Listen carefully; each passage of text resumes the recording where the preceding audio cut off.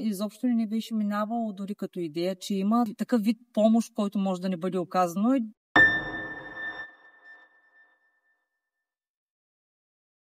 За Lucky Hunt разбрахме от срещите ни с психолог по повода страха от кучета.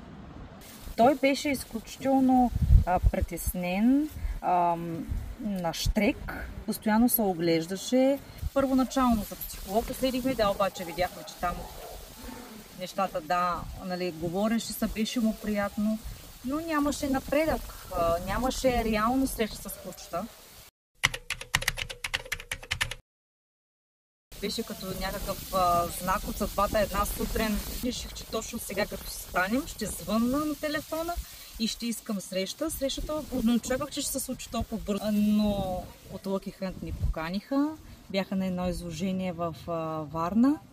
Да отидем да се запознаем с Буба, която беше там. Тя е нашия пръв приятел, с когото първо свикна Благой.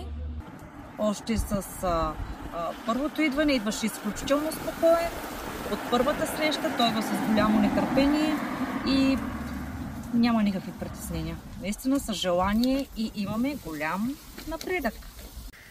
Идвайки и търсейки помощ от Lucky Hunt, ние не очаквахме дори, че първо не искахме от него той да заобича животните. Просто искахме да се научи да бъде сред тях, да се чувства спокоен и да не се притеснява, но стана точно обратното. Дори мога да кажа, че любовта към животните дойде по-бързо, отколкото, защото все още не мога да кажа, че на 100% моя преодолява страха, но любовта дойде на 100% преди страха да се отиде все още.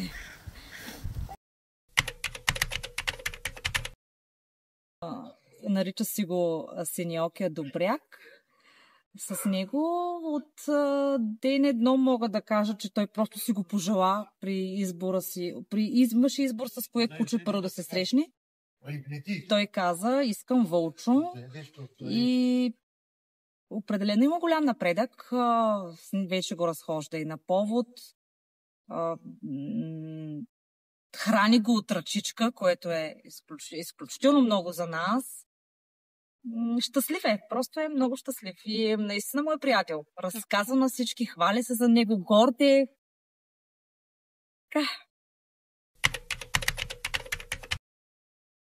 Да се постигнем накрая да влезем при тях в двора сами, спокойни. Да. Това ще ни е най-голямата победа. Нали? Имаме сделка. Имаме. Това е голяма.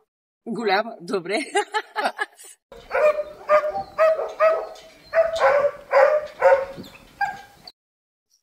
Енергията ти е хубава. Чуваш ли тишината? Да, няма толкова много.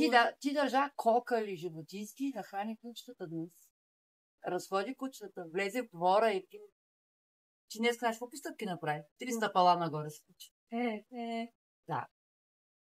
Но не трябва да спираме, за да може да си уверен и да си сигурен. Всеки ден ще направим това. Трябва. Ние доста време живеехме в тази тревога и притеснение. Постоянно виждахме в него притеснението. Трябва да се потърси помощ и аз лично препоръчвам живата връзка, контакта и естествено Lucky Hunt.